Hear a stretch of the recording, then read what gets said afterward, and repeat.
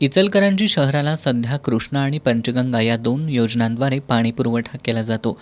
मात्र नदीतून उचललं जाणारं पाणी आणि प्रत्यक्ष शहराला मिळणारं पाणी यामध्ये मोठी तफावत आहे. पाणी पुरवठा सुरळीत होत नसल्यानं नागरिकांची मोठी गैरसोय होतीये. त्यामुळं शहराच्या वाढत्या लोकसंख्येचा विचार करून नवीन आणि दीर्घकालीन पाणीपुरवठा योजनेची गरज निर्माण झाली होती. या पार्श्वभूमीवर आज पत्रकार परिषद आयोजित करण्यात आली होती. यावेळी बोलताना आमदार राहुल आवाडे यांनी पूर्वी माजी आमदार प्रकाश आवाडे यांनी कुंभोजमधून आणि माजी आमदार सुरेश हळवणकर यांनी काळंबावाडी आणि दानोळीमधून पाणीपुरवठा योजना राबवण्याचा प्रयत्न केला होता. मात्र नदीकाठावरील ग्रामस्थ आणि शेतकऱ्यांच्या विरोधामुळे त्या योजना पुढे जाऊ शकल्या नाहीत.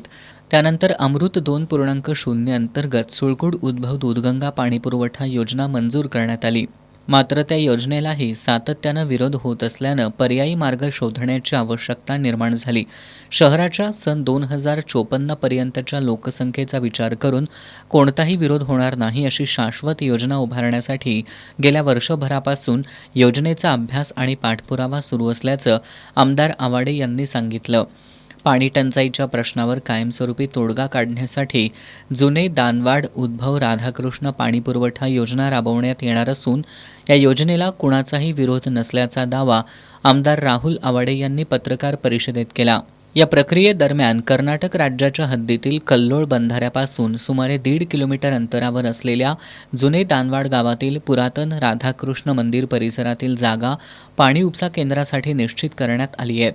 या योजनेसाठी संबंधित तिन्ही गावातील ग्रामस्थ, स्थानिक नेते, दोन्ही तालुक्यातील प्रमुख राजकीय पदाधिकारी आणि विविध घटकांशी संवाद साधण्यात आला असून त्यांच्या सहमतीनंतरच ही योजना पुढे नेण्यात येत असल्याचं त्यांनी स्पष्ट केलं.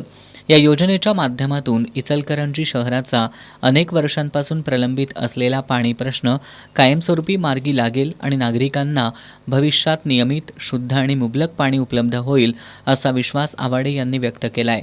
पत्रकार परिषदेला महापौर उदय धातुंडे, उपमहापौर अनिल डाळ्या, प्रकाश दत्तवाडे, सतीश मुळीक, बाळासाहेब कलागते, अहमद मुजावर, शेखर शहा, अजित जाधव, रवी राजपुते यांच्यासह नगरसेवक, नगरसेविका आणि जुने दानवाड, राजापूरवाडी आणि सैनिक टाकळीमधील पदाधिकारी उपस्थित होते.